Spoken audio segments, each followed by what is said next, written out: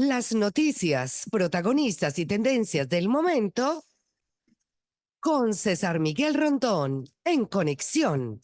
La voz que cuenta la historia mientras ocurre. Muy buenos días. Son las 9 en punto de la mañana de este miércoles 3 de abril del año 2024. En este momento usted está sintonizando en Conexión por Éxito 107.1 FM, la emisora del sur de Miami, Territorio Éxitos. Usted también nos puede escuchar en su teléfono celular con la aplicación Actualidad Media Group. Esa aplicación usted la puede descargar de manera gratuita en su celular. Y si usted entra en éxitos107.com, además de escucharnos, puede ver. Y aquí, pues, recibo el saludo de José de Villa desde Maracaibo, Carlos Cuevas en Pensilvania, Hugo Boscán en Valencia, Mediterránea, doña María Alicia Sifontes en Caracas, muchas gracias por ser tan consecuente, Guillermo Triana en Humble, Texas, María Morales también en Maracaibo nos dice que está súper caliente. Jocelyn Costa en Smyrna, Tennessee. Antonio Rodríguez en San Antonio, Texas. El Mike Malone del programa nos saluda desde San Antonio. Manuel Leventis está en Houston. Muchos amigos en Texas hoy. Alfredo y Marianela en Toronto. David Madrid en Montreal. Juan Bautista González en una Caracas que sigue en lucha por la democracia, escribe aquí. Jesús Aguiar, esperando que hoy el Internet no esté como ayer. Yo también lo deseo. Él nos saluda desde Arequipa. Chere Ramos, eh, pregunta Chere Ramos, quisiera saber si denunciar la falta de luz se tomará como fascista. Chere, tal como van las cosas, ¿quién quita? Arturo Rofrano en Stratford, Connecticut. Eh, y a ver, Edgar Bravo en Madrid, Grey Hernández en Denver, Colorado. Gracias a todos por Ronald Quintero también está en Houston. Julio Argüello en Rancagua, Chile. Gracias a todos por reportar la sintonía de En Conexión. En Conexión es una producción de Floralicia Anzola para Éxito 107.1 FM en Miami, con Laura Rodríguez en la producción general. Muy buenos días, Laura. Muy buenos días a todos. Mariel Sofía Rodríguez está en Madrid, encargada de la producción informativa. Buenos días, Mariel Sofía. Muy buenos días y feliz miércoles para todos. Jesús Carreño en la edición y montaje. Carlos Prato en los controles. Buenos días, Carlos. Buenos días, feliz miércoles. Y ante el micrófono, quien tiene el gusto de hablarles, César Miguel Rondón. Hoy es el día de San Ricardo de Huiche, San Sixto I, San Papo y San Ulpiano. Ulpiano lo conocía. Ulpiano Díaz fue un famoso timbalero cubano. Hace mucho tiempo atrás. Pero yo no sabía que había un santo llamado Papo. Bueno, felicitaciones a los papos.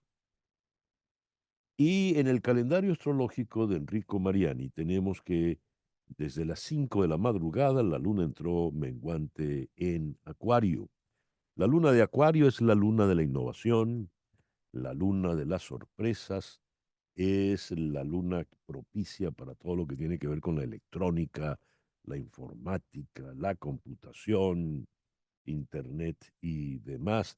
Es la luna de las amistades, es la luna para hacer nuevos amigos y para presentar proyectos innovadores, también para hacer cambios, por ejemplo, en la oficina, en el trabajo. Así que tenemos luna menguante en Acuario, Sol en Aries y Mercurio retrógrado, Laurita. Así estamos pues en este miércoles 3 de abril.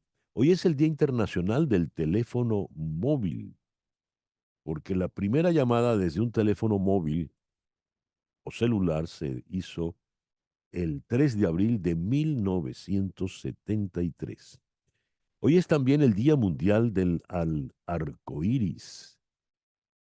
El arcoíris ocurre cuando los rayos solares atraviesan las gotas de lluvia en un ángulo de 42 grados que da como resultado un halo de luz multicolor. El programa que hemos preparado para ustedes en el día de hoy. Lo vamos a comenzar en Bogotá con el profesor en Relaciones Internacionales y analista político César Niño. El presidente Gustavo Petro acentúa su postura crítica contra Nicolás Maduro por el tema electoral. De Bogotá vendremos a Miami para conversar con Adelis Ferro, quien es la directora de Outreach Latino Victory, directora ejecutiva del Venezuelan American Caucus. En las elecciones del 5 de noviembre, 36 millones de latinos y latinas son elegibles para votar, pero hay algo menos de 3 millones cuyos votos son todavía más importantes para los aspirantes a la presidencia. Son los hispanos que viven en Arizona, Nevada, Pensilvania y Georgia. ¿Por qué? Eso lo vamos a analizar con Adalis Ferro. De Miami iremos a Buenos Aires para conversar con el analista Marcos Novarro. La última del presidente Milei, bueno, reclamar la soberanía argentina en las Malvinas, nada menos. Las palabras del presidente Milei fueron solo un discurso político, un recordatorio por la efemérides, o irá a más. De Buenos Aires iremos a Monterrey, en México, donde está Miguel Ángel Santos, el destacado economista, decano de la Escuela de Gobierno y Transformación Pública del Tecnológico de Monterrey. ¿Qué es el nearshoring? Se hace mucho énfasis en que en 2023 México desplazó a China como el principal país exportador a Estados Unidos. Pero no se dice que eso ha ocurrido más por deméritos chinos que por virtudes mexicanas. Eso lo abordaremos con el doctor Miguel Ángel Santos. Luego iremos a la zona más austral del continente, a la ciudad de Copiapó, en Atacama, Chile. Allí está la doctora Catherine Vieira. Ella es astrónoma y vamos a conversar con ella sobre el muy esperado eclipse solar que tendremos el próximo 8 de abril. Vamos a cerrar con Ligia Pérez, quien es la conferencista en el evento Entarimadas. El evento Entarimadas se llevará a cabo aquí en Miami el próximo 12 de abril, el próximo viernes.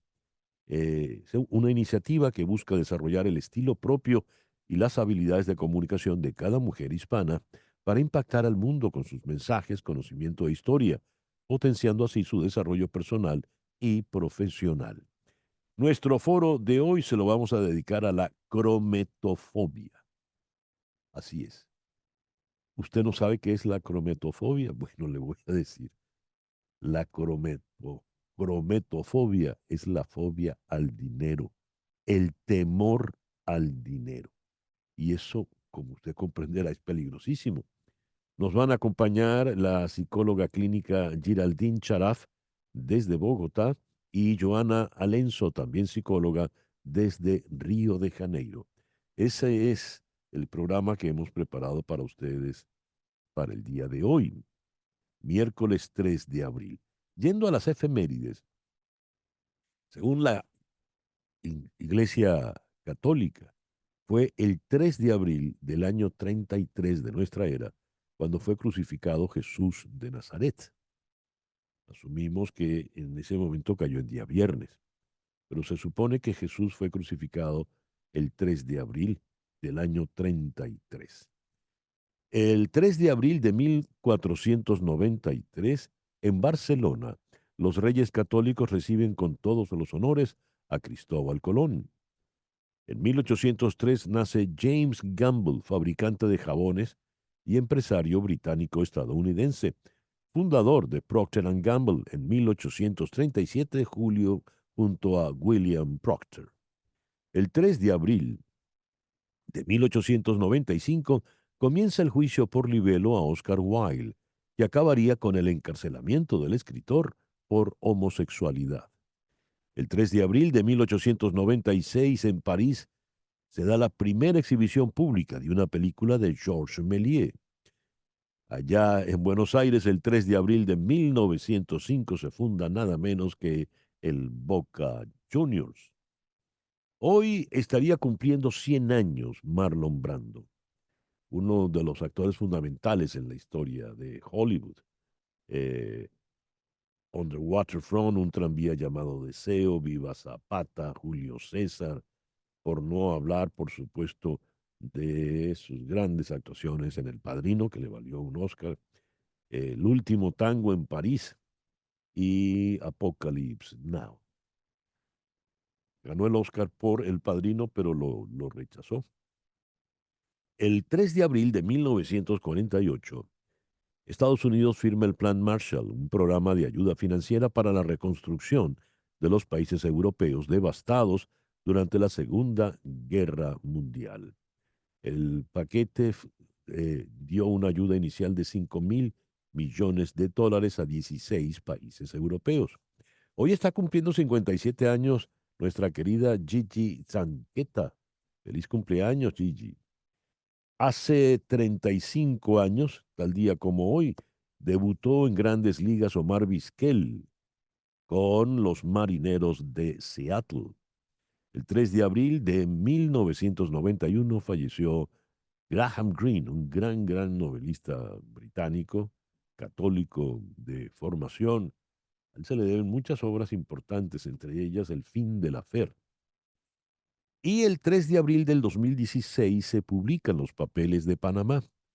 11.5 millones de documentos confidenciales del bufete de abogados offshore Mossack Fonseca exponen actividades ilegales generalizadas que incluyen fraude, cleptocracia, evasión fiscal y la violación de sanciones internacionales por parte de la élite mundial en la mayor filtración de datos de la historia en el mundo.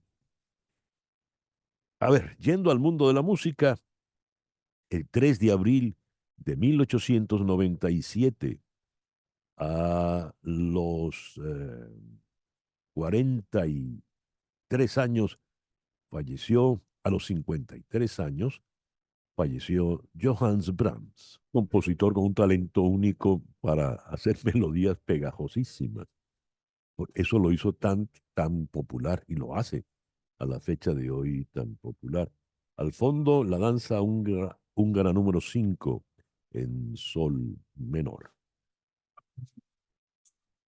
El 3 de abril de 1922 nació Doris Mary Ann Kappelhoff, mejor conocida como Doris Day. Y el 3 de abril de 1950, a los 50 años, falleció el gran compositor alemán Kurt Weill. Fue uno de los temas más populares, el Mac the Knife, que inspiraría tantos temas, incluido el Pedro Navaja de Rubén Blades. Mac the Knife, de la ópera de 3 centavos de Bertolt Brecht, donde la música la compusieron Gala Limón, Kurt Weill y Bertolt Brecht, pero Kurt Weill hizo mucha música por su cuenta y música de jazz de altísima calidad. Y esa es la versión que se hizo más popular de Mac the Knife, la que grabó Bobby Darin. De hacer contacto ya con Hani Martínez Ward, tu abogada de accidentes. Hani, muy buenos días. Muy buenos días, aquí tempranito para todas las personas que están llamando. Y eso es lo correcto. O sea, llamar a un abogado de accidente que usted confíe, llamar a un abogado de accidente que le pueda dar los derechos que usted necesita en vez de llamar al seguro directamente. No llame al seguro, llame a Hani Martínez Ward al 855-DOLOR-55. 855-DOLOR-55, que equivale a 855-365-6755. Cuando ustedes se ocupan, Hani, se ocupan del daño físico que pueda tener la víctima, pero también del automóvil. También del automóvil, o sea, el daño físico del carro, como el arreglo del carro y el daño físico de las personas que puedan tener externamente, como una fractura, por ejemplo, una quemadura, o internamente, que son las más difíciles de diagnosticar, que por eso es que siempre digo, llame dentro de los 14 días, porque en principio esas lesiones no se ven y van saliendo más adelante. A ver, anote esto en la memoria de su teléfono celular. Usted no sabe cuándo puede venir el accidente. 855 $55. 855 $55, que equivale a 855-365-6755.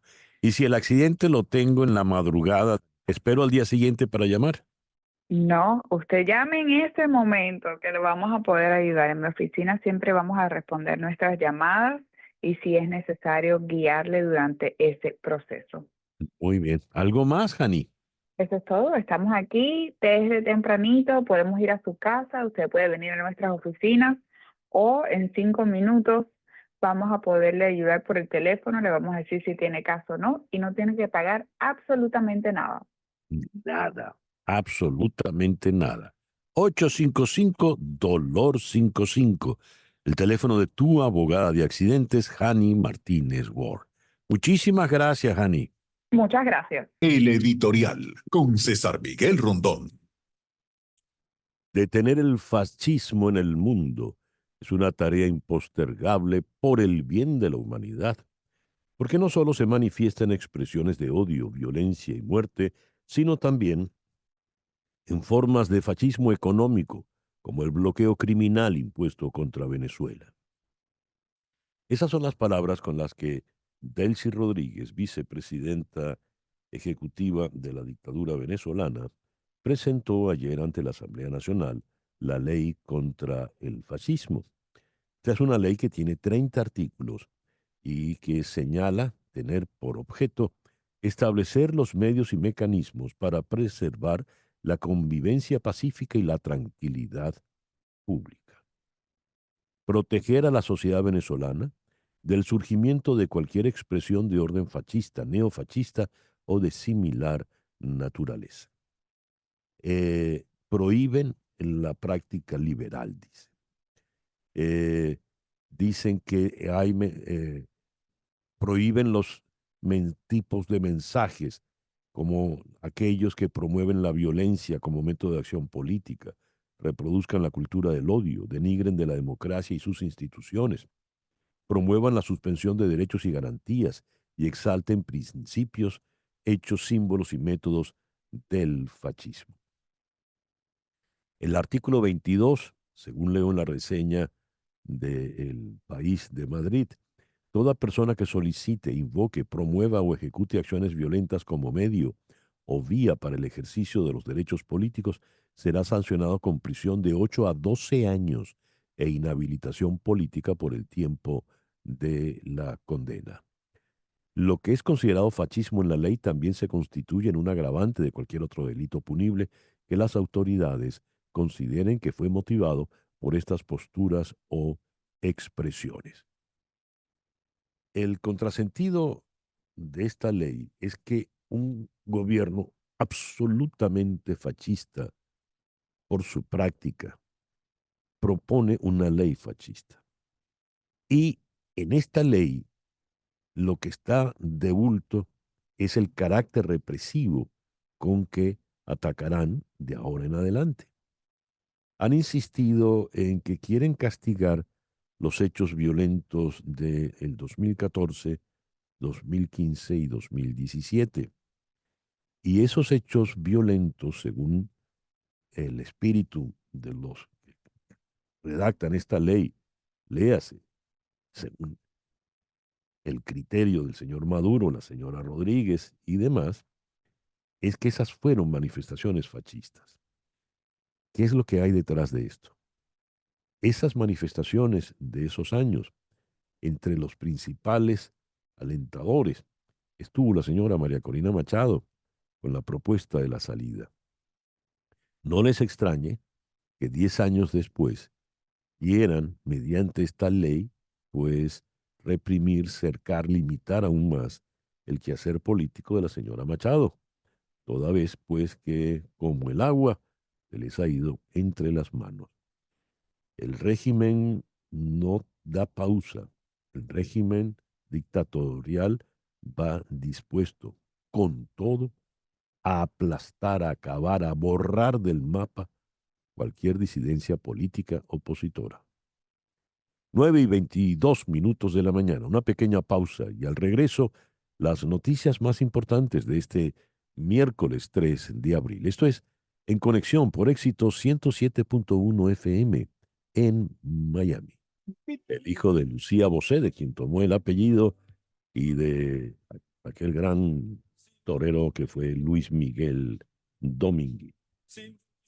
Bien, a las 9:25 vamos con las noticias más importantes del día. Tal y como comentábamos en nuestro editorial recién, la Asamblea Nacional Chavista en Venezuela aprobó en primera discusión el proyecto de ley contra el fascismo, neofascismo y expresiones similares.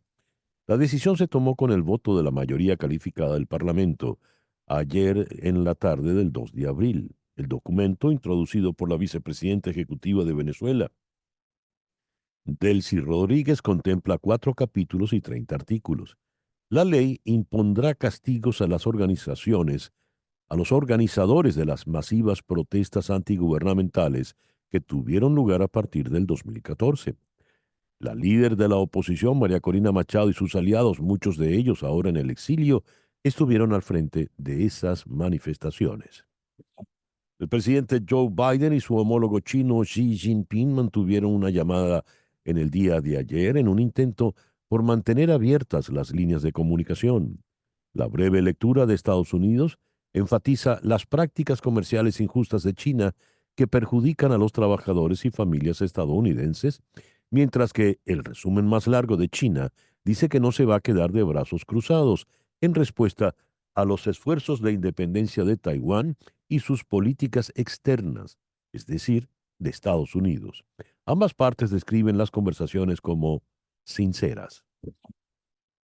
El mayor terremoto de Taiwán desde 1999 mató al menos a 7 personas y obligó a la evacuación de varias instalaciones críticas en la fabricación de chips.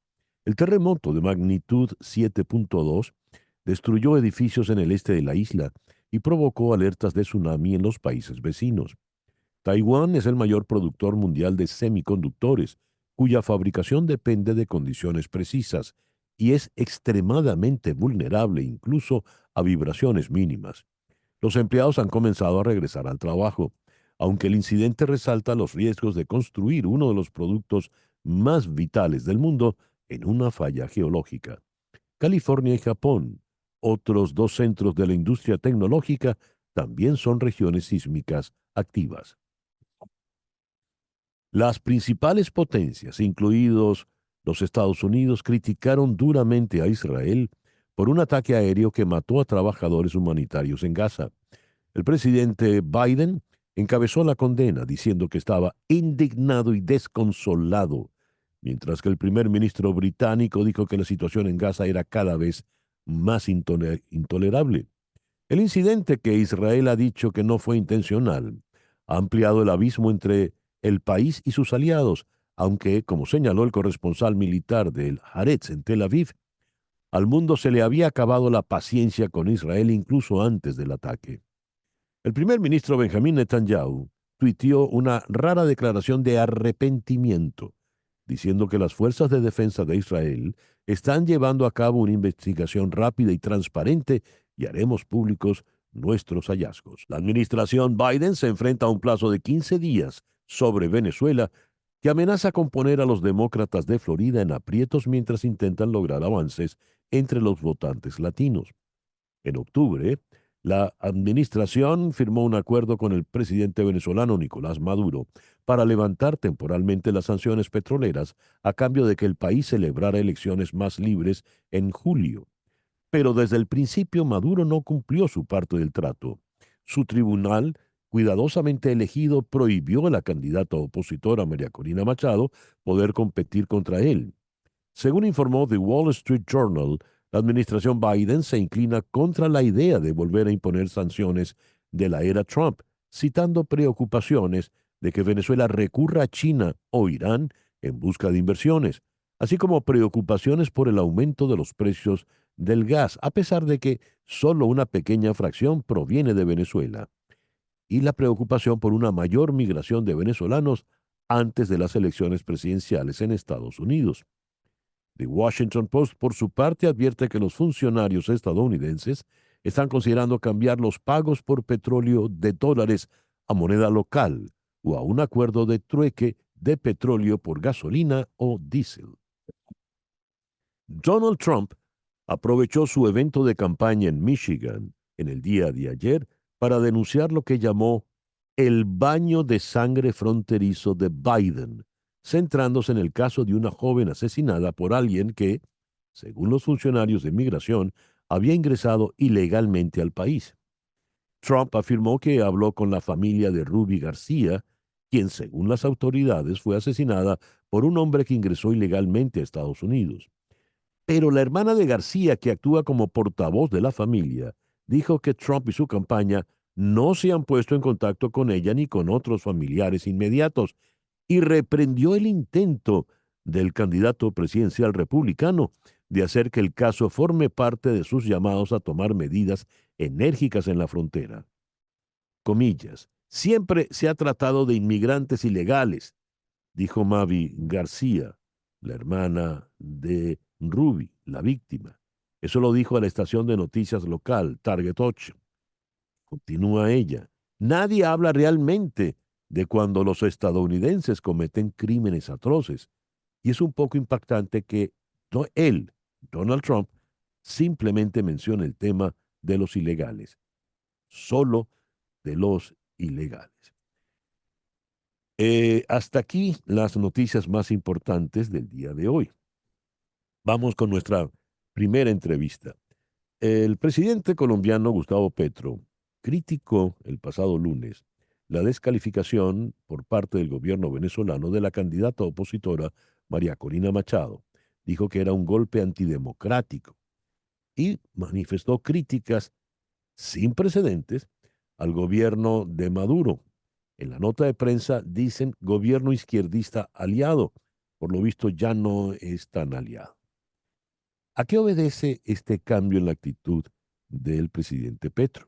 Recordemos que la primera vez que él hizo una observación, la hizo también el otro aliado izquierdista, Lula da Silva, en Brasil.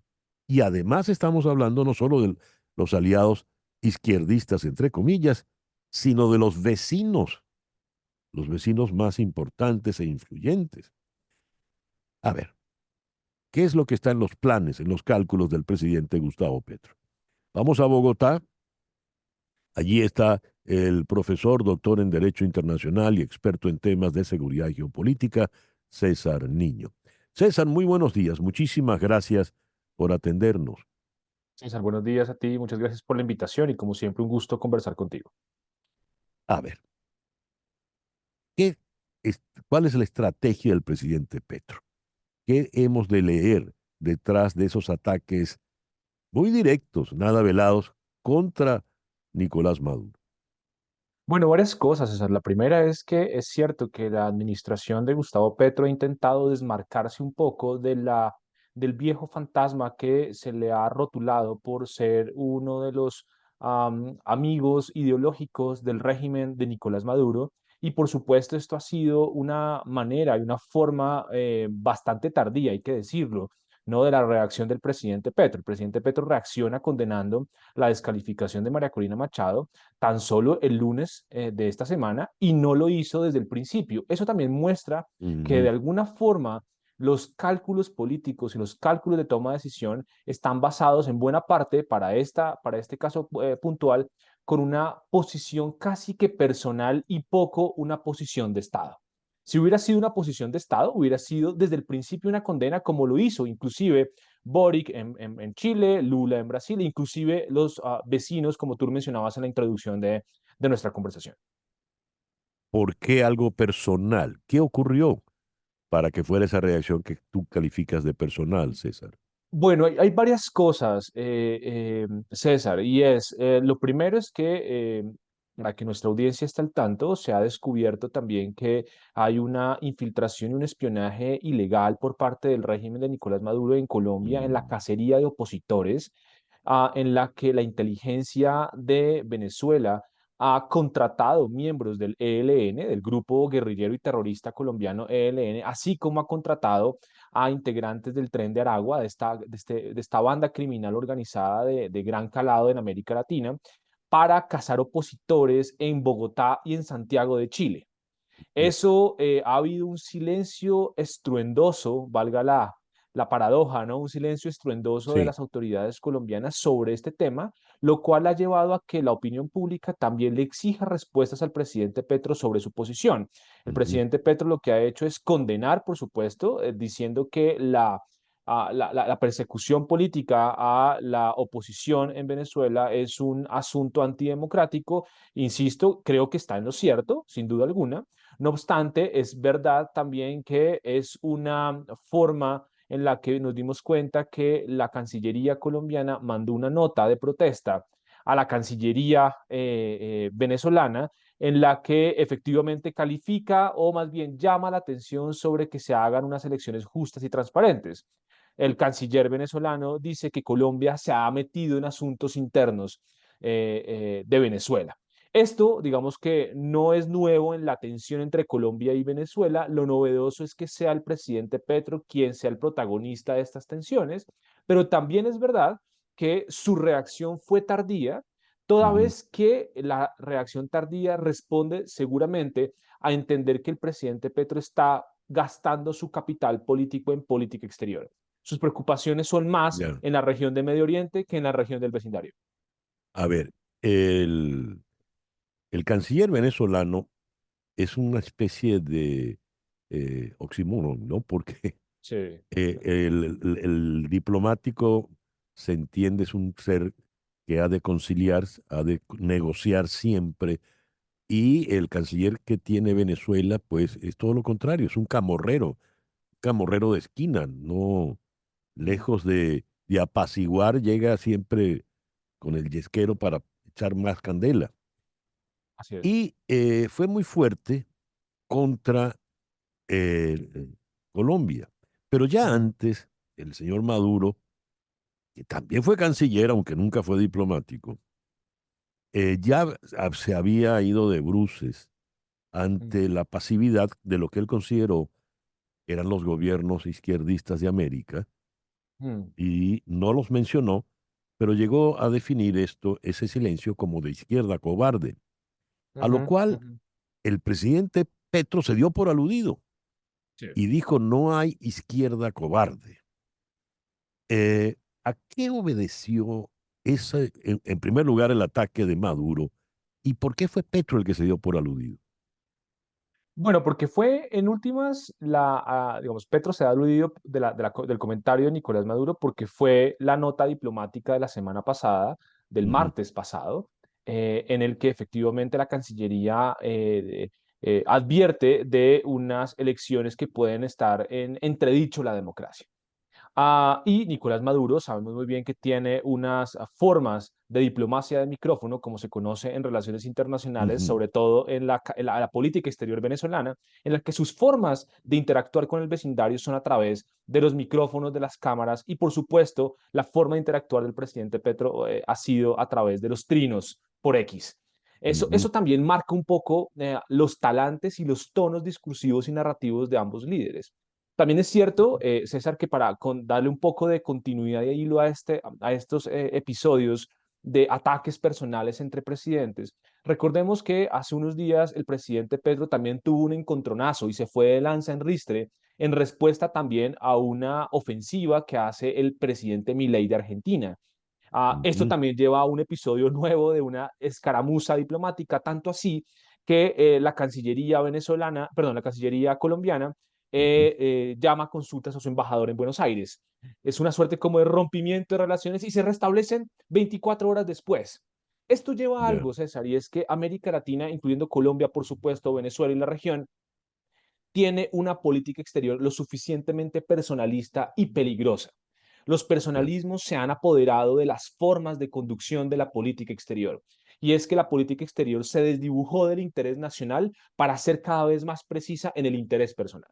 Entonces, las Sí. ofensivas entre Gustavo Petro y Nicolás Maduro son simplemente un episodio en el que nos vamos a dar cuenta que son dos tipos de izquierda diferente, una izquierda dictatorial, la de Nicolás Maduro, abusiva con la democracia y desconoce a los opositores, y una izquierda de pronto de Gustavo Petro que ha tenido unos matices en los que efectivamente ha tenido encontronazos con esa izquierda radical de Nicolás Maduro. Nicolás Maduro le llama que es un cobarde porque no es la Ujú, izquierda ujú. chavista, por lo menos hasta el momento que llegó democráticamente pues, en Colombia. En fin, bueno, ya veremos. Por lo pronto se entiende que esas negociaciones, tratos del gobierno de Maduro con el ELN no cuentan con la buena del gobierno de Petro. Pues esperemos que no, porque Ujú, tampoco ha habido una declaración oficial de las autoridades colombianas condenando lo ujú. que te mencionaba hace unos minutos, y es Sí, sí. la evidencia infiltración del espionaje venezolano a través de fuerzas del ELN y fuerzas del Tren de Mm, Aragua. ya. Y te lo adelanto de una vez, en pocos días habrá en Colombia un debate de control político al director de la Dirección Nacional de Inteligencia Colombiana y al ministro de Defensa a propósito de ese caso, y es: ¿está Ujú, enterado el gobierno colombiano de esas infiltraciones? ¿Por qué se enteran ya. primero los medios de comunicación antes que las fuerzas de inteligencia? Son Ujú, muchas preguntas que seguramente tendrán que responder ante sí. el Congreso de la República. Estaremos muy pendientes. César, muchas gracias por atendernos en esta mañana. A ti por la invitación, un gusto conversar contigo siempre. César Niño, doctor César Niño, es doctor en ciencias políticas y es profesor de relaciones internacionales. Además, es experto en estos temas de seguridad y geopolítica. Nos habló desde Bogotá. Una pequeña pausa y al regreso, ¿cómo influye el voto latino? ¿Cómo va a influir el voto latino en las presidenciales de noviembre aquí en Estados Unidos? Esto es En Conexión por Éxito 107.1 FM en Miami. César Miguel Rondón está en Conexión por Éxito 107.1 FM. Son las 9:45. Canelo Fadul Immigration es una firma de abogadas de inmigración que ofrece servicios de inmigración laboral, familiar y humanitaria. Su equipo de trabajo busca soluciones y la mejor alternativa para que te establezcas en los Estados Unidos. Llama al 305-579-9218. 305-579-9218.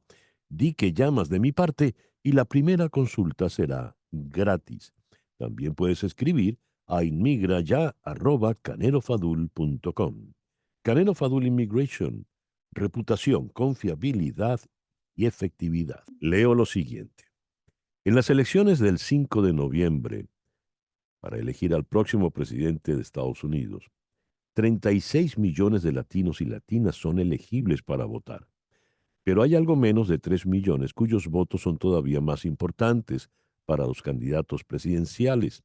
Son los latinos que viven en Arizona, Nevada, Pensilvania y Georgia, porque en esos 4 estados los latinos pueden inclinar la balanza a favor de uno u otro candidato y llevarlo a la Casa Blanca. ¿Cuál es el panorama en esos 4 estados? De manera puntual y de manera general, ¿qué tanto puede influenciar el voto latino en la elección de noviembre? Para abordar el tema, tenemos a Adelis Ferro aquí en Miami. Adelis es la directora de Outreach Latino Victory y directora ejecutiva del Venezuelan American Caucus. Adelis, muy buenos días. Muchísimas gracias por acompañarnos en la mañana de hoy. Buenos días, gracias por invitarme, un honor. Siempre te escucho, César Miguel. Muchas gracias. Adelis, ¿cuál es la situación del voto latino en general? Cuando digo en general, me refiero a los 50 estados para elegir al próximo presidente. Mira, la situación es que en las elecciones del 2020, más del 80% de los latinos votaron y los latinos nos convertimos en una fuerza en este país que podemos decidir elecciones, especialmente por la forma como el sistema electoral está diseñado con los colegios electorales. somos una fuerza importante y creo que eso se nota mucho en la forma como las campañas, especialmente la del presidente Biden, está invirtiendo en los estados clave más temprano que nunca y con mucha más inversión que nunca. Y creo que eso denota la importancia del voto hispano. En estos 4 estados, los llamados estados pendulares, ¿qué puede ocurrir? Arizona, Georgia, Nevada y Pensilvania. Mira, la verdad es que en el año 2020, cuando el presidente Biden ganó las elecciones, él ganó en estos estados en una proporción de 2-1. Y en los midterms del 2022, los demócratas ganaron con el voto hispano, donde ganaron los demócratas con una proporción de 3-1. Creo que eso dibuja una curva de que el voto hispano se inclina, como siempre ha pasado, hacia el Partido Demócrata, por la forma en la que el Partido Demócrata apoya a los hispanos, a los latinos, a los inmigrantes y a todo lo que signifique ayudar a la vida de todas estas personas, incluyendo a los pequeños negocios que son en una gran mayoría, el crecimiento de los pequeños negocios en este país, la inmensa mayoría en este momento son hispanos. Entonces son como muchos factores que influyen y es obvio, es público que, repito, que la campaña del presidente Biden está invirtiendo de manera bastante fuerte e intensa en estos estados bisagra, en estos estados pendulares, que son los que pueden decidir la elección.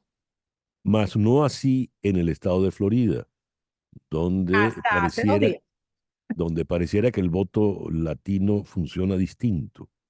Totalmente. Florida es un estado diferente.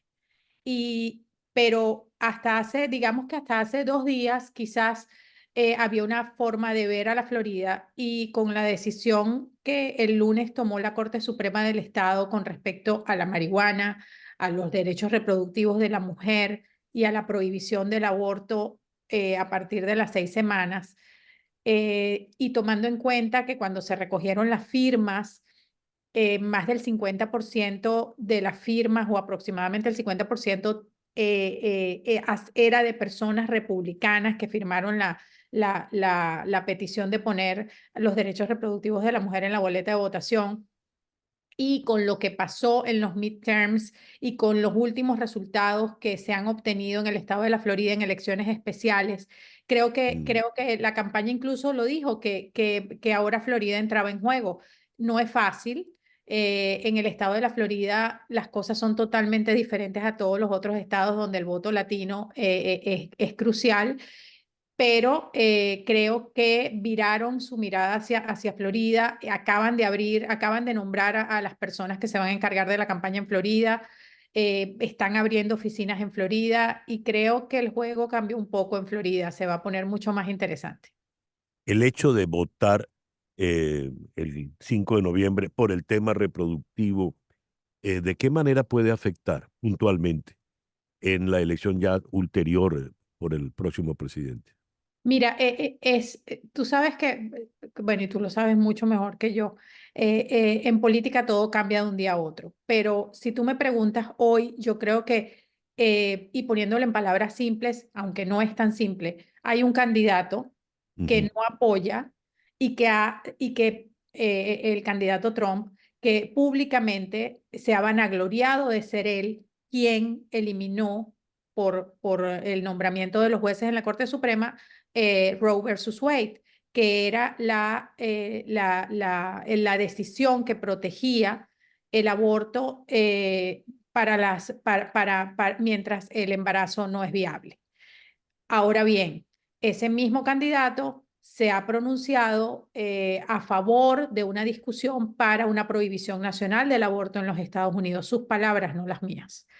Y hay otro candidato, que es el presidente Biden, que apoya que la ley, que Roe versus Wade se vuelva ley, lo que se llama aquí la ley de la tierra, law of the land, que con un Ujú. Congreso a su favor él pueda pasar eso como ley y que ya no haya que discutir y que las mujeres tengan protegidos sus derechos reproductivos.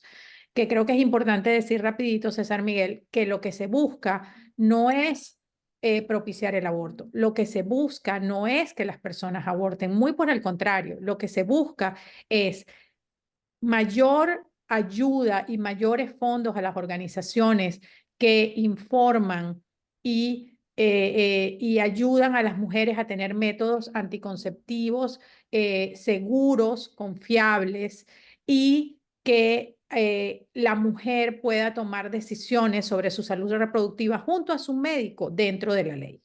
Eso es lo que buscamos con poniendo al aborto en la boleta en noviembre. Y Mm, el presidente Biden apoya los derechos reproductivos de la mujer y apoya el derecho de la mujer a elegir, que creo que es lo que la inmensa mayoría, como por ejemplo en Pew Research, ujú. publicó en el 2022 una encuesta, un estudio que hizo donde decía que era aproximadamente el 60% de los hispanos estaban totalmente en contra de una prohibición nacional del aborto. De esos, el 72% de los jóvenes hispanos estaban en contra de una prohibición nacional del aborto, Bien. independientemente de sus creencias religiosas. Mm. Y de las posturas políticas, ¿no? Ideológicas. Ah, Exactamente. sí. Adelis, te agradezco mucho que nos hayas atendido en la mañana de hoy. Muchísimas gracias, César Miguel. Adelis Ferro es la directora ejecutiva del Venezuelan American Caucus, aquí en la ciudad de Miami. Y a las 9:56 de Miami bajamos en la geografía, nos vamos a la ciudad de Buenos Aires, donde tenemos al analista político Marcos Novar. Marcos, muy buenos días. Muchísimas gracias por acompañarnos en la mañana de hoy. ¿No tenemos a Marcos todavía? Se está conectando Marcos. ¿De qué vamos a hablar con Marcos Novar? El presidente Javier Milei encabezó en el día de ayer el acto central en el 42º aniversario del Día del Veterano y los Caídos en la Guerra de las Malvinas. Y allí nada menos que reclamó la soberanía argentina sobre las islas. ¿Qué hay detrás de este discurso del presidente Milei? Habida cuenta que tiene un verbo muy ligero, pues, ¿qué hay detrás de esto? ¿Fueron meros palabras o irá a más? Ahora sí tenemos a Marcos con nosotros. Marcos, muy buenos días. Muchísimas gracias por acompañarnos. Buenos días, es un gusto. ¿Qué tal? ¿Cómo están ustedes? Muy bien, gracias. A ver, ¿qué lectura debemos darle al anuncio del presidente Milei en el día de ayer con relación a las Malvinas? Bueno, primero hay que recordar que cuando Milei empezó su campaña para las presidenciales el año pasado, tuvo gestos bastante contrarios a los reclamos por la soberanía de Malvinas. Ujú. Este, bueno, lo dijo varias veces, digamos, considera a Margaret Thatcher una especie de faro intelectual y modelo de gobierno, digamos. Y la que era candidata a canciller, que es la actual canciller argentina, Diana Mondino, incluso tuvo una posición aún más audaz, porque ella dijo que era necesario tomar en cuenta los derechos de los habitantes en las islas, que es una posición que yo entiendo bastante razonable, digamos, ¿no? Es necesario tener en Sí, cuenta los derechos de las más de 2.000 personas que viven en las islas hace varias generaciones, digamos, pero siempre ha sido negado por la diplomacia argentina. Entonces eso generó mucho ruido, mucha discusión. Todavía hoy se le reprocha a Milei ser admirador de Thatcher y esas palabras de Mondino cada tanto se las recuerdan. Desde entonces, digamos, bueno, Milei ganó las elecciones y bueno, empezó a adoptar una postura más pragmática y más acorde a los ánimos reinantes en la opinión pública, digamos que yo diría no son especialmente intensos en el tema Malvinas, pero veamos, hay un consenso a favor de los reclamos del país frente a Gran Bretaña y Milei no quiere enfrentar ese mal humor, tener otro frente, digamos, de mal humor en la opinión pública. Pero a esto se suma Mm, el interés muy grande que tiene Milei de establecer mejores relaciones con las Fuerzas Armadas, ¿no? ajá, Y el tema de Malvinas es un tema que me parece que van a tratar de usar para acercar a las Fuerzas Armadas a la opinión gubernamental, digamos, ¿no? Acercar a los militares a la gestión de gobierno. Fue muy enfático en esto en su discurso del 2 de abril, de conmemoración del 2 de abril. Milei habló bastante de Malvinas, pero habló sobre todo de la necesidad de un acercamiento entre los civiles y los militares, de un reencuentro con las Fuerzas Armadas y de volver a posicionar a las Fuerzas Armadas en la escena pública, así lo dijo, ¿no? Digamos, que las Fuerzas Armadas tengan de nuevo un rol importante en la vida pública, ya, cosa que no se sabe hasta dónde quiere llegar, pero bueno, por un lado se está hablando de la participación de las Fuerzas Armadas en el combate del narcotráfico, ujú, por otro lado hay una reivindicación bastante explícita de la represión contra las guerrillas de los años 70. O sea, hay varios frentes en los cuales el gobierno quiere convertir en aliados a los militares. En América Latina, sobre todo en países que, por más que haya sido en el pasado, hubo una tradición de golpes de Estado, cada vez que un presidente procura la cercanía con las Fuerzas Armadas, algo está temiendo. ¿Teme algo el presidente Milei, Marco? Bueno, este es uno de los aspectos, digamos, ¿no? Que está muy bien la pregunta porque efectivamente Milei tiene varios frentes de riesgo en términos de su exposición a amenazas institucionales. Por un lado, Ya, no tiene más que minorías muy pequeñas en las dos ya, cámaras del Congreso.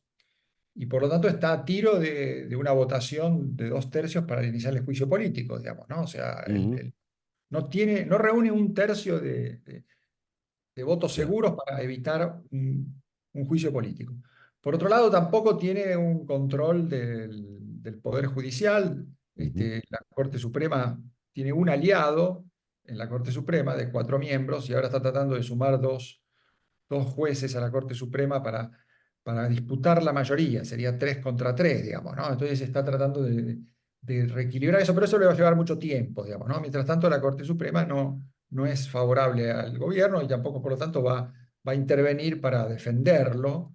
sí, Tampoco controla ninguna gobernación de las 24 del país, o sea, es un gobierno con muy mm, poco apoyo institucional. ya, ¿Eso supone que tiene riesgo de golpe en su contra? Por ahora no. Digamos, ujú, yo no creo que el abrazo a los militares tenga mucho que ver con esto, porque me parece que no hay mucha ya, ya, perspectiva de un golpe civil. No hay forma de que las fuerzas de oposición están muy divididas entre sí. Hay una oposición kirchnerista que es muy, digamos, peronismo de izquierda, y una oposición de centro-derecha que también son distintas fuerzas entre sí divididas y ujú. que quieren colaborar con Milei, no quieren voltearlo, digamos. Entonces Bueno, yo no veo algo de ese tipo. es bueno oír eso. Marcos, muchas gracias por atendernos en esta mañana. Un gusto, buenos días para todos. Gracias. Marcos Novarro, analista político desde Buenos Aires. Una pausa. Al regreso vamos con nuestro foro en el día de hoy. ¿Sabes lo que es la crometofobia? A lo mejor padeces de crometofobia, el miedo al dinero. Vamos a ver de qué se trata. Esto es En Conexión por Éxito 107.1 FM en Miami. Una pausa y regresamos con César Miguel Rondón. The times they are a-changing. Los tiempos están cambiando. El 3 de abril de 1964, Bob Dylan entró por primera vez en las carteleras británicas con este tema. Dylan la escribió en un intento deliberado de crear un himno para el cambio de la época. Y Steve Jobs recogió el guante. Cuando en 1984 presentaron Apple, donde se presentó la famosa computadora Macintosh, Steve Jobs recitó lo que acaba de cantar Dylan, la segunda estrofa del tema donde decía, vengan escritores y críticos que profetizan con sus plumas, mantengan los ojos muy abiertos porque la oportunidad no volverá.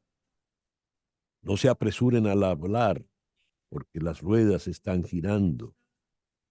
No, y porque los que pierdan hoy no tendrán otra oportunidad para ganar porque los tiempos están perdiendo.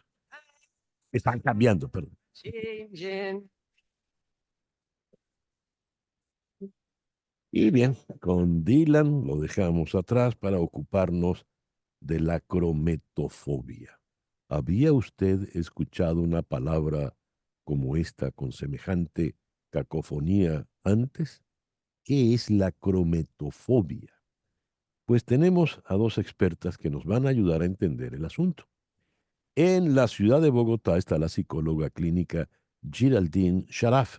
Geraldine, muy buenos días. Muchísimas gracias por acompañarnos. Buenos días, César. Muchas gracias a ti por la invitación.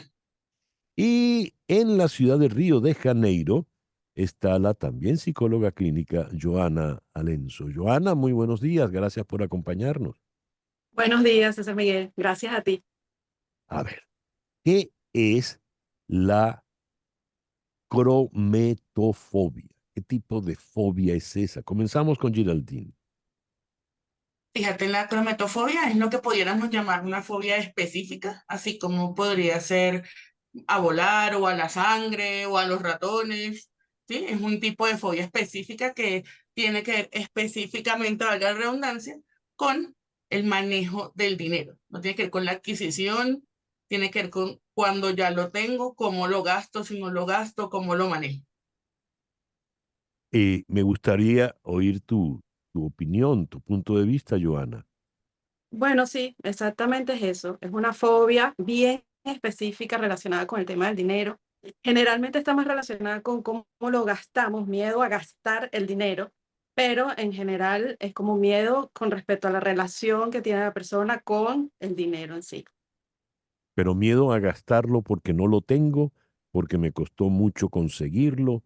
¿En qué consiste ese miedo? Porque, por ejemplo, hay gente que es muy cuidadosa y contrario al irresponsable que gasta y después no tiene cómo hacer con las tarjetas de crédito, podríamos pensar que hay alguien que entiende que se arropa hasta donde le llega la cobija, como dice el refrán, y cuida el gasto del dinero.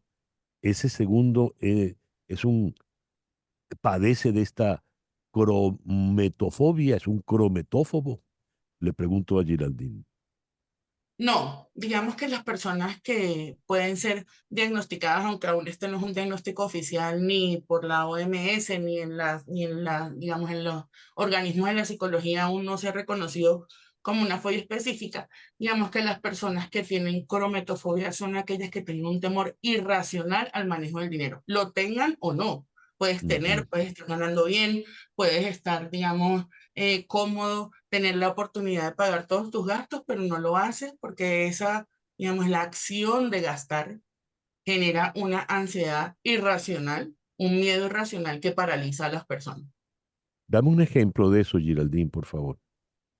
Por ejemplo, voy a comprar una cosa sencilla, voy a ir a hacer mercado, ¿sí? Entonces, solamente el hecho de hacer mercado, que es una necesidad básica, que es necesario, de la que no puedo escapar, no lo hago porque tener que ir y gastar dinero, sea en metálico, o sea, sean billetes o monedas, o inclusive con la tarjeta, me paraliza y me crea todo lo que se puede parecer a un ataque de ansiedad, por ejemplo.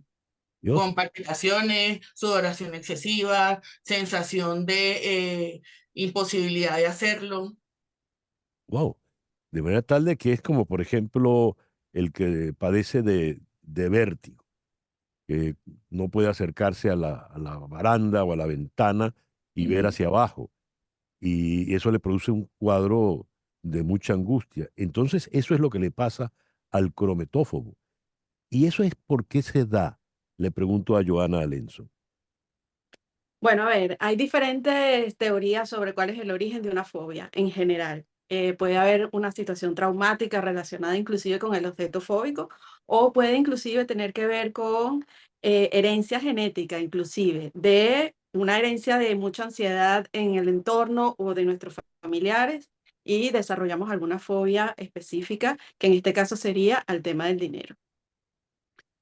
Pero, a ver, pongamos que la persona viene de un hogar, en los estudios que se hayan hecho, eh, ¿qué características tenían esos hogares que produjeron a estas personas con ese tipo de fobia?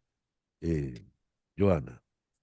Bueno, es que la cosa no es siempre tan lineal. Ojalá fuese el síntoma, se originó aquí y terminó en esto. Ajá. Muchísimas veces ni siquiera tienen que venir de un hogar que haya sido, por ejemplo, un hogar de mucha pobreza, un hogar de mucha falta de dinero.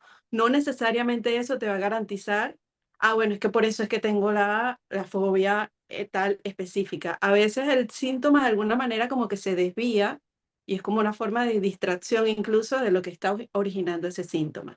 Entonces, claro, en esta fobia en específico, además, hay pocos estudios que comprueben de cómo era, por ejemplo, el funcionamiento de esas familias, o si tiene más prevalencia en personas que hayan tenido situaciones muy estresantes con respecto al dinero o situaciones de muchísimo bienestar financiero, por ejemplo. Pero lo que sí es cierto es que la fobia puede venir por diferentes factores y, bueno, llega bien ingrata a llenarnos de ansiedad y de angustia sin tener ni siquiera un motivo demasiado racional, porque ahí ya sería, por ejemplo, ay, es que estoy desempleada, no quiero gastar, no me quiero gastar lo último de dinero. Ahí ya tiene un componente realmente lógico y racional y no Claro. estaríamos hablando de una fobia. A ver, según lo que nos acaba de decir Joana, le quiero preguntar a Giraldine. Por ejemplo, conocemos al tacaño, al pichirre. El tacaño puede tener mucho dinero, pero no le gusta gastar. Vamos a comer con una persona que sabemos que es solvente y a la hora de la cuenta se pide permiso y se va al baño, por ejemplo. O es el típico que hace el amago y después te dice, ay, se me quedó la cartera, ¿verdad? Ese es un tacaño.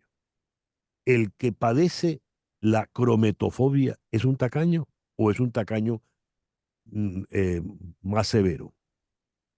Yo creo que tú dijiste una palabra clave que fue no quiere gastar, el tacaño, ¿sí? Hay una cuestión de voluntad, de conciencia, de la acción.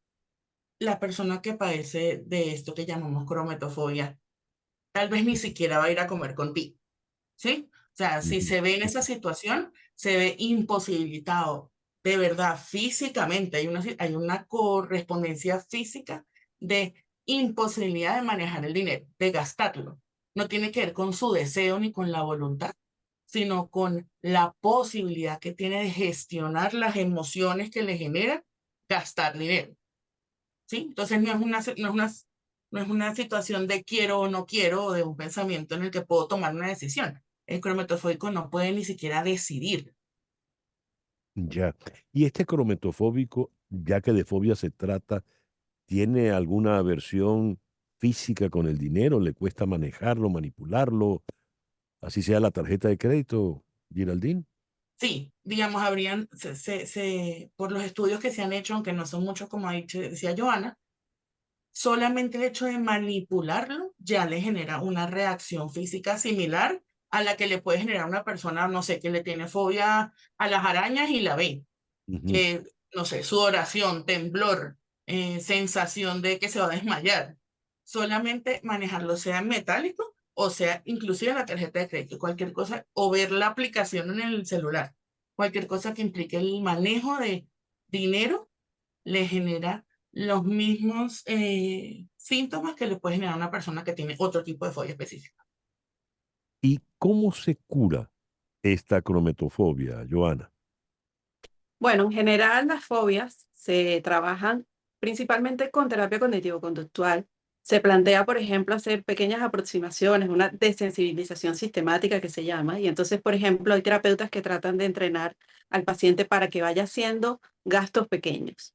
y para que entonces de esta manera pueda poco a poco ir como acostumbrándose a, ok, tengo que gastar en una compra pequeña en el supermercado, tengo que hacer una compra de algún regalo para mi familiar que está cumpliendo años, poquito a poco. Esto acompañado además generalmente con técnicas de respiración, de relajación, de mindfulness, para que él pueda sentirse un poquito mejor. Yo recomiendo incluso que se use algún asesor financiero, alguien que Ujú. lo ayude, puede ser inclusive un contador, que lo ayude un poco a organizar las finanzas para que no se vea esto como un monstruo gigante de 7 cabezas, sino que la persona pueda establecer pequeñas metas financieras para que de ahí pueda sentirse un poco más seguro de ir dando estos primeros pasos. Claro, porque esta persona igual tiene que trabajar y producir dinero para poder vivir. ¿No es así, Joana? Claro, es que de hecho, por ejemplo, investigando un poquito para el programa de hoy, conseguí el caso de una muchacha que había llegado a un punto de deudas grandísimas porque Ujú. no lograba pagar, le generaba demasiada ansiedad pagar cuentas como el alquiler, la luz, los servicios básicos. Y entonces el trabajo con ella fue ir poco a poco enseñándola a ir pagando sus cuentas y que ella se fuese sintiendo cómoda de estar un poco más segura resolviendo cosas que son básicas para cualquiera de nosotros. Lamentablemente, a diferencia de, por ejemplo, una fobia a volar aviones, uno con no Ujú. montarse en un avión ya lo tiene resuelto. Y hay gente que Ujú. puede vivir su vida entera sin montarse en un avión. Pero con el Sí. dinero no lo podemos hacer. Con el dinero realmente, en este mundo en el que vivimos, dependemos del dinero para resolver todas Ujú. nuestras necesidades. Entonces es mucho más difícil que esto sea un objeto fóbico al que yo no me acerco, no lo veo, lo tapo y que después entonces puedo seguir la vida como si nada. Interesantísimo lo que has dicho, ¿no? Es decir, necesitamos el dinero. El dinero Claro. hasta este foro de hoy entendía, producía angustia, ¿no? Porque básicamente, bueno, no lo tengo, ¿no? O no es suficiente, que creo que es el problema de la inmensa mayoría. Y Ujú. bueno, en esa procura de que sea suficiente se nos va la vida. Pero ahora hay que agregarle el miedo. ¿En qué momento una persona se da cuenta de que es a ver, perdón, es que crometofóbica, Geraldine? Yo creo que hay un proceso importante de autoconocimiento, por supuesto, de saber cómo me muevo en la vida. Y en el Ujú. momento en que uno se empieza a dar cuenta que hay ciertas cosas que no puedo hacer, que dejo de hacer, que me siento imposibilitado para realizar, que cuando inclusive lo pienso ya, empiezo a sentirme mal, creo que ese es un buen momento para comenzar a pensar, bueno, yo creo que esto es importante hablar y cómo buscar la ayuda necesaria para gestionar, digamos, todos esos movimientos emocionales. Si cada vez que voy a revisar la cuenta, antes de hacerlo y mientras lo hago, siento que tiemblo de pies a cabeza, si cuando tengo que comprar algo, tengo que pagar una factura, aunque tenga el dinero, me siento, digamos, angustiado y ansioso, creo que sería una buena oportunidad para decir, voy a hablarlo con alguien para poderlo gestionar. Bueno, muchísimas gracias a Geraldine Sharaf, psicóloga clínica allá en la ciudad de Bogotá. Gracias, Geraldine. Gracias, muchísimas gracias por la invitación. Y a la también psicóloga clínica Joana Alenzo en Río de Janeiro. Muchísimas gracias, Joana. Muchas gracias, César. Bien, ojalá tenga suficiente dinero para poderse curar la crometofobia. De la crometofobia vamos a pasar ahora a otra palabra extraña, nearshoring. Nearshoring podría ser como la costa, la orilla cercana. De ello vamos a hablar con el doctor Miguel Ángel Santos, el decano de la Escuela de Gobierno y Transformación Pública en el Tecnológico de Monterrey. Así que al regreso vamos a México. Esto es En Conexión por Éxito 107.1 FM en Miami. Son las 10:23 de la mañana. Ya se acerca el verano y Ventilex, fábrica de extractores de aire industriales y ventiladores comerciales a la medida, te ofrece extractores de aire Alfa 48 y Alfa 36 para el control de ambientes cálidos y contaminados. Llama al 954-433-1322. 954-433-1322. Y también para tu empresa, que requiere ventilación directa y constante, diseñamos Titan 36, el ventilador industrial más efectivo para puntos fijos. Ventilex, medio siglo de experiencia en ventilación comercial. Ventiladores y extractores hechos a la medida. Llama al 954-433-1322. 954-433-1322 de Ventilex. Y bien, entre Álvaro Carrillo y Javier Solís ya estamos en México. Vamos a la ciudad de Monterrey, en el estado de Nuevo León, donde está el doctor Miguel Ángel Santos, destacado economista venezolano, quien es en la actualidad el decano de la Escuela de Gobierno y Transformación Pública del Tecnológico de Monterrey. Miguel Ángel, muy buenos días. Muchísimas gracias por atendernos en esta mañana. Buenos días, César. Muchas gracias a ti por la oportunidad. Un artículo que te he leído comienza diciendo: el dorado de México por estos días se llama nearshoring. Es el tema central de múltiples foros académicos y empresariales, donde predomina una suerte de euforia contenida. También fue objeto de un decreto de incentivos fiscales en octubre pasado que abarcan la depreciación acelerada de inversiones y deducciones para capacitación de trabajadores en 10 sectores industriales. Nearshoring me suena algo así como costa cercana. ¿Qué es en realidad?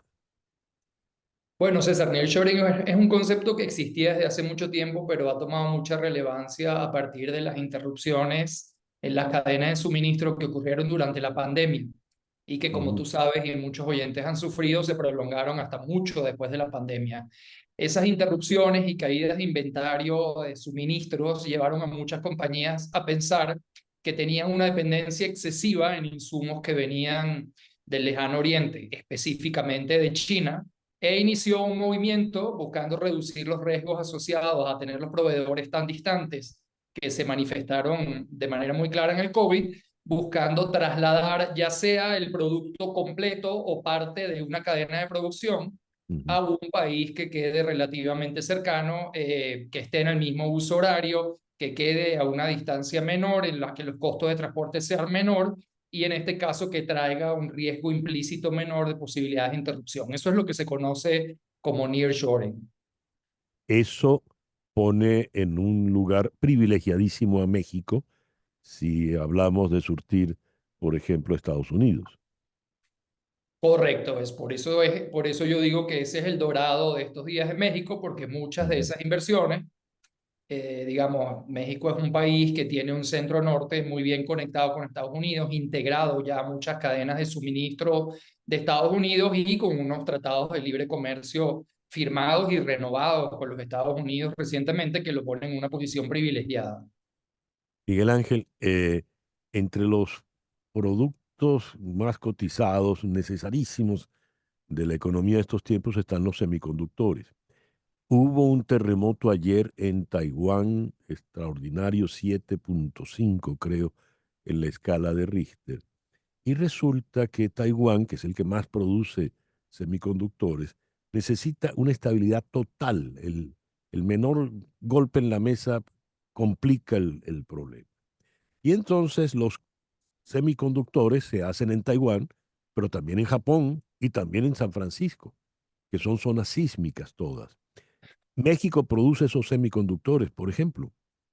México los produce, pero no en una cantidad significativa, digamos, es una industria que está presente, pero que no alcanza un volumen significativo. Y de hecho, la mayoría de las inversiones en nearshoring que han venido a México durante el 2022 y 2023, cuando te digo la mayoría es una cifra cerca del 80%, César, han ido a sectores que ya existen y que eran grandes. Te digo, metalmecánica, maquinaria, dispositivos médicos, electrodomésticos y el sector automotriz, que es muy poderoso en México. Parte del problema que yo estaba apuntando justamente en la columna a la que gentilmente has hecho referencia es que no hay nadie aquí en México pensando en desarrollar cosas nuevas, sino que la oportunidad del nearshoring se ha concentrado en cómo expandimos más cosas que ya tenemos aquí y que a raíz de este movimiento estratégico pudieran beneficiarse. y no hay nadie pensando qué tipo de cosas hoy en día no se hacen en México en una magnitud significativa, pero pudieran empezar a hacerse a raíz de estos cambios que están ocurriendo en la geografía económica mundial. A ver, a propósito de lo que acabas de decir, Miguel Ángel, te leo. Se hace mucho énfasis en que en 2023 México desplazó a China como el principal país exportador a Estados Unidos, pero no se dice que eso ha ocurrido más por deméritos chinos que por virtudes mexicanas. ¿Podrías ahondar en esto, por favor? Sí, esa ha sido la frase que más ha levantado polvo y de hecho la que escogió el medio, no lo escojo yo para promocionar el artículo, pero simplemente es un hecho estadístico comprobado desde 2017 hasta 2023, en esos 6 años, el market share de China de las importaciones de Estados Unidos pasó de 21 a 15.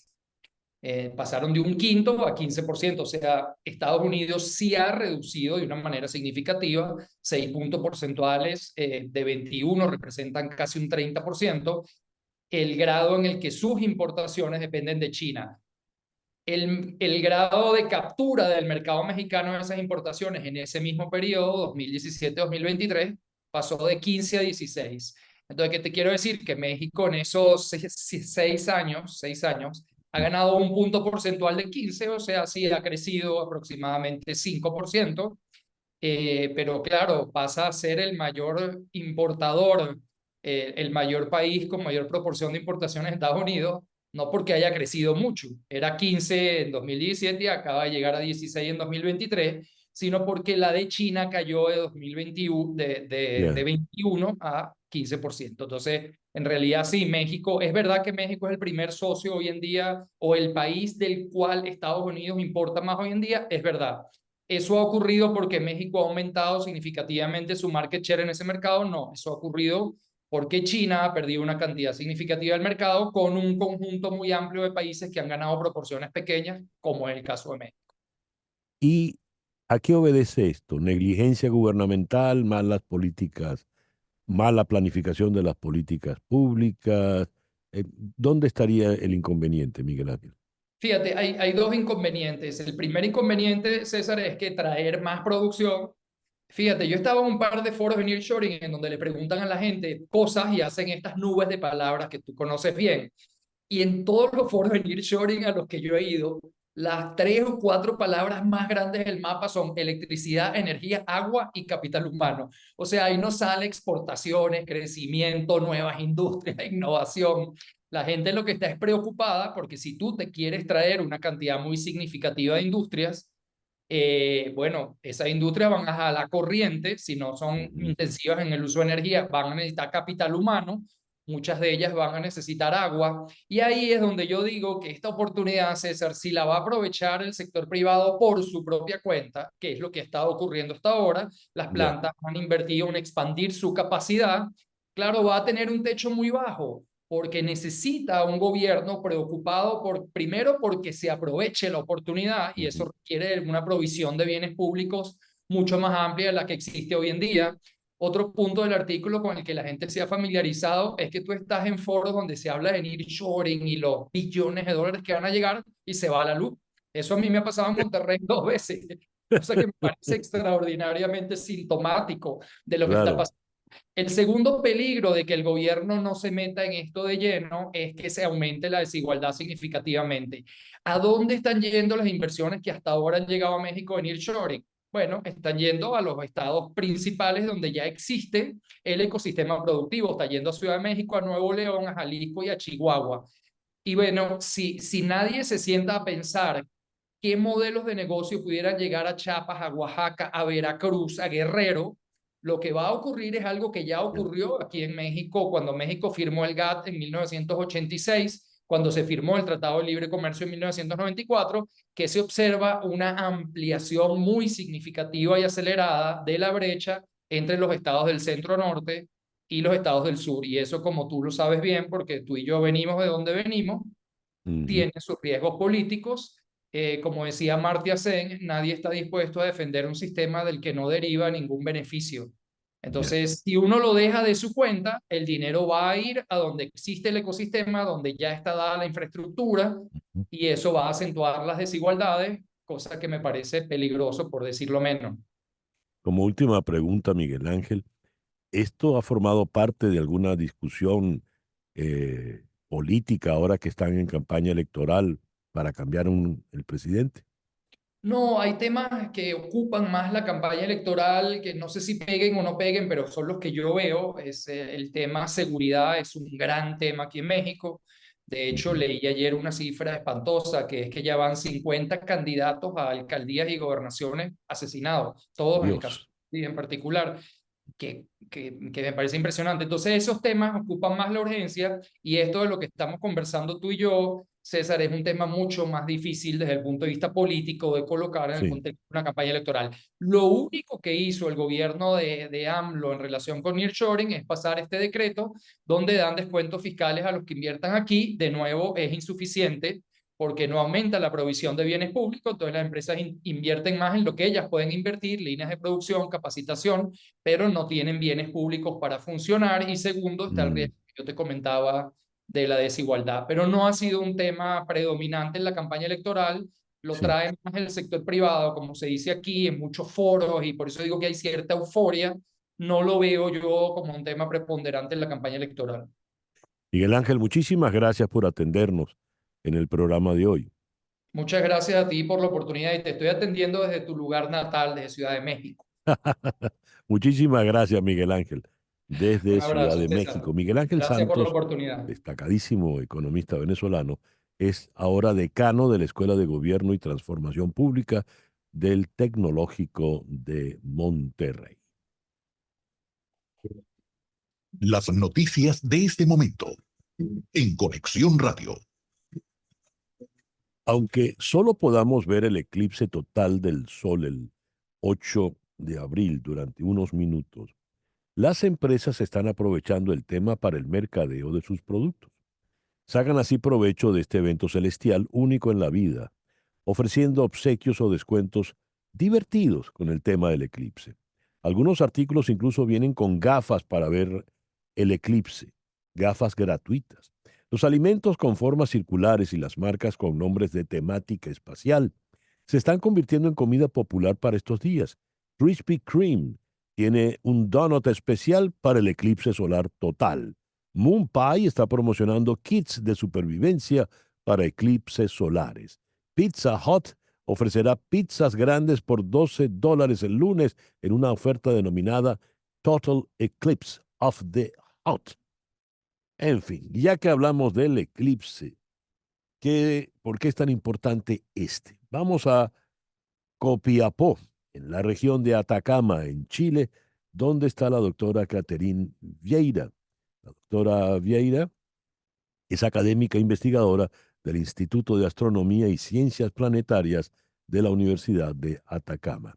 Catherine, muy buenos días. Muchísimas gracias por atendernos.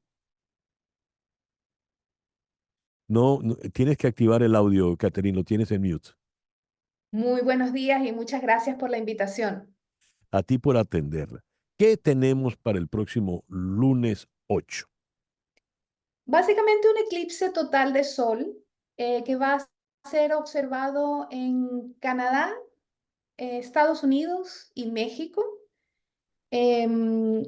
Va a ser total para una franja muy delgada que es del orden de unos 270 kilómetros de ancho que va a atravesar estos 3 países.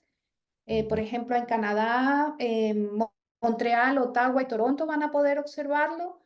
Después esta franja atraviesa desde el noreste hasta el suroeste de Estados Unidos, pasa por Texas y finalmente cruza México, donde se va a observar con la mayor duración de totalidad, que es de unos 4 minutos 30 segundos. ¿Por qué esa franja es la que va a tener el eclipse total? La luna que cubre al sol cuando pasa por delante es apenas ese tamaño proyectado de la luna sobre la superficie de la Tierra, es la que determina el ancho de esa banda, y por eso es que los eclipses totales se ven solamente en esta franja delgada, y ya más una extensión mucho mayor en kilómetros va a observar un eclipse parcial. A ver, y dices, va a durar unos 4 minutos. Por ejemplo, el tiempo más largo será en México. Eso por el... En México.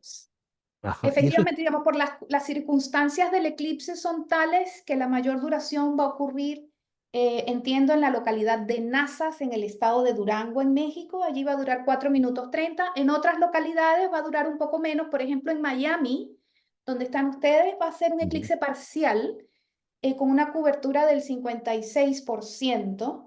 Y van a ver, por ejemplo, la luna va a empezar a tocar el sol más o menos a la 1:47 de la tarde.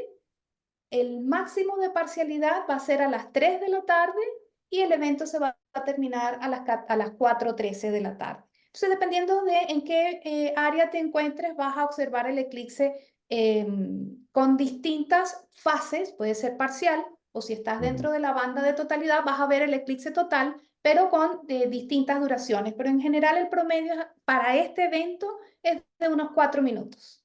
Catherine, a ver, para entender. El eclipse total es que se hace, en el día se hace de noche, ¿verdad? Sí, El porque la luna se atraviesa y tapa al sol en ese y momento. tapa el sol. ¿Y el parcial cómo se ve? Es el mismo tenemos? evento, pero lo estás viendo de lado, no estás exactamente alineado con la luna y el sol. Entonces es como que estuvieras viendo esta alineación, pero de un lado, y por lo tanto la luna solo tapa parcialmente desde tu ubicación. Tienes que estar exactamente alineado con la luna y el sol para que para ti el evento sea total. Entonces, por ejemplo, aquí en Miami se pondrá medio oscuro, pero no oscuro totalmente.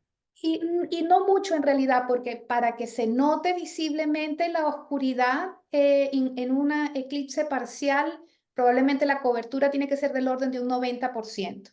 Entonces, es muy importante, eso sí, para aquellas zonas en las que el eclipse es parcial, especialmente, que observen el evento con los lentes apropiados, con lentes que tengan el filtro solar, puede ser un filtro de polímero negro o un polímero Mylar, con la norma ISO 12312-2. Esa es la norma técnica para este tipo de lentes y es especialmente importante, sobre todo, por ejemplo, para la gente en Miami y en otras zonas de Estados Unidos, donde el eclipse va a ser parcial, siempre observar es con estos lentes apropiados.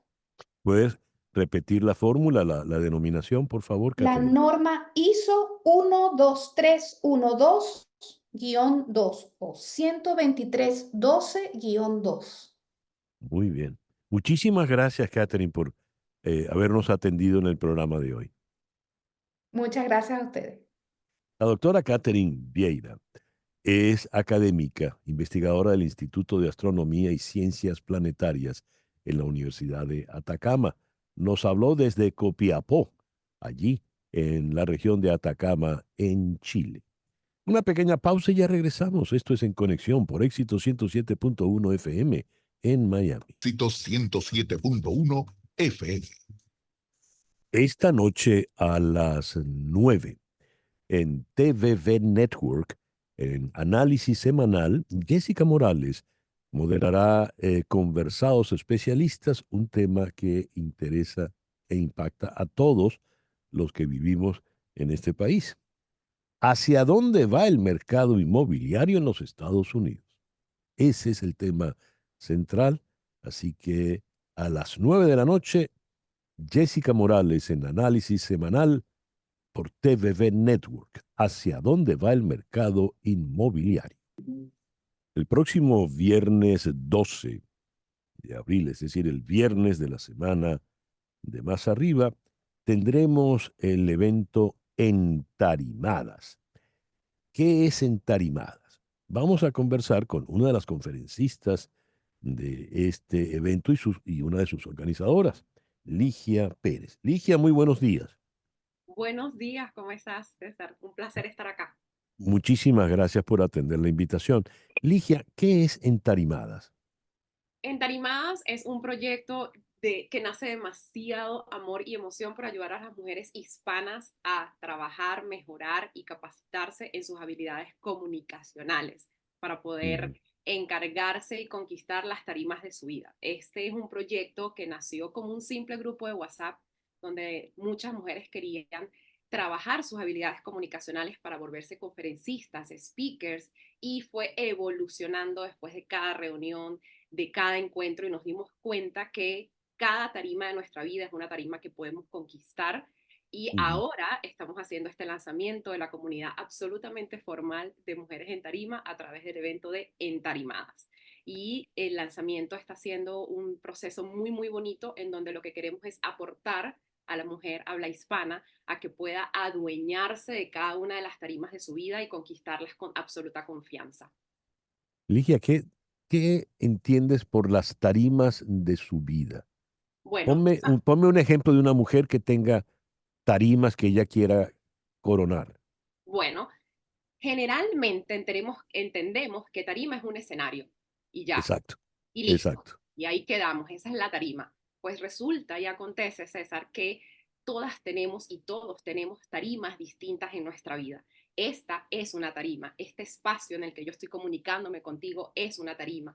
Si tú tienes que hablar con tus clientes, estás en una tarima. Si tienes que hablar con tu jefe, estás en una tarima. Y lo que queremos es que entendamos que tenemos que prepararnos para cada una de las tarimas de nuestra vida. Y si nos vamos a más grande, la vida misma es una tarima. Y por Ya. eso queremos ayudar a que puedan conquistarlo con confianza y seguridad. ¿Y el evento cómo va a funcionar, Ligia? El evento será el 12 de abril de 10 de la mañana a 1 de la tarde y vamos a tener 3 conferencias principales que van desde el trabajo interno de cómo tenemos que prepararnos internamente y con nuestro diálogo interno para poder conquistar la tarima que queramos. Vamos a tener una segunda conferencia que trabaja la parte comunicacional, cómo poder hablar en voz alta y adueñarte de tu mensaje, y una Ya. última conferencia en donde vamos a trabajar el cómo vender este mensaje frente a quien sea y como tú desees hacerlo. Vamos también a tener paneles con mujeres que son parte de este grupo para contarnos cuál ha sido la historia dentro de la tarima de su vida, y vamos a tener también un espacio de networking para que podamos conocernos entre todas. ¿Qué tipo de público es el que tienen en mente cuando convocan este evento en Tarimada? Bueno, justamente el término entarimada viene de un cambio de este término de la mujer empoderada, que mucha gente ya le tiene como un poquito de rechazo, que sigue el empoderamiento. Pues nosotros queremos ayudar a que la mujer se sienta entarimada, y justamente nuestra audiencia ideal serían estas mujeres que quieren trabajar sus habilidades comunicacionales, que quieren poder conquistar la tarima virtual, si tienen un negocio digital o una marca personal, aquella que quiere conquistar la tarima como tal de speaker, y ese es el tipo de mujer, esa mujer que quiere trabajar en sí y en su comunicación para poder afectar e impactar positivamente a el mensaje, con su mensaje, a su audiencia. Muy bien. Invita a nuestros oyentes, a nuestras amigas que nos están escuchando en la mañana de hoy. Bueno, quiero hacer una invitación absolutamente llena de emoción y de alegría a toda mujer habla hispana que quiera trabajar sus habilidades comunicacionales, que sienta que tiene un mensaje que dar, que puede impactar positivamente a las personas que le rodean y que quiere poder darlo de la mejor manera, con efectividad, y que llegue a las personas que quieren que llegue, ¿no? Y a esas mujeres a las que queremos invitar a este evento de Entarimadas. Quiero invitarlas a que se entarimen en sí mismas y en sus capacidades para que puedan unirse a nosotros y puedan experimentar la belleza que es poder comunicar y lograr un efecto positivo en el otro. Así que este 12 de abril de 10 de la mañana a 1 de la tarde en el Graham Center del Florida International University las vamos a estar esperando. También pueden entrar a nuestra página web mujeresentarima.com/entarimadasmiami, y allí también van a poder tener acceso a comprar la entrada para que puedan unirse con nosotros este viernes. No este viernes 5, Sí, no este el de viernes más 5, arriba, el el de viernes más 12. el viernes Muy, 12, sí. muy bien. Ligia, muchísimas gracias por atendernos en el programa de hoy. A ti, César, por tenernos acá y por darnos esta tarima para poder compartir nuestro mensaje. Ligia Pérez, de Entarimadas. El reloj indica 10:52 de la mañana. Las noticias de este momento en Conexión Radio. Tengo acá la siguiente información sobre apagones. No se crean, no son apagones en Venezuela, que ha habido muchos. sino otro tipo de apagones. Más de 275,000 hogares y negocios en Virginia Occidental, Kentucky, Wisconsin, Ohio, Indiana y Michigan se quedaron sin electricidad anoche después de que un sistema de tormentas eléctricas azotó partes del Valle de Ohio. Las tormentas trajeron vientos dañinos, granizo peligroso y tornados en Virginia Occidental, según el gobernador Jim Justice, quien declaró el estado de emergencia en varios condados. Los pronósticos muestran que las tormentas se desplazarán hoy hacia la costa este, donde más de 35 millones de personas se encuentran bajo amenazas climáticas severas, según el Centro de Predicción de Tormentas. Los que estén en esa altura, en esa franja del territorio de los Estados Unidos, pues tomen sus previsiones. Y con Sarah Vaughan nos vamos por el día de hoy.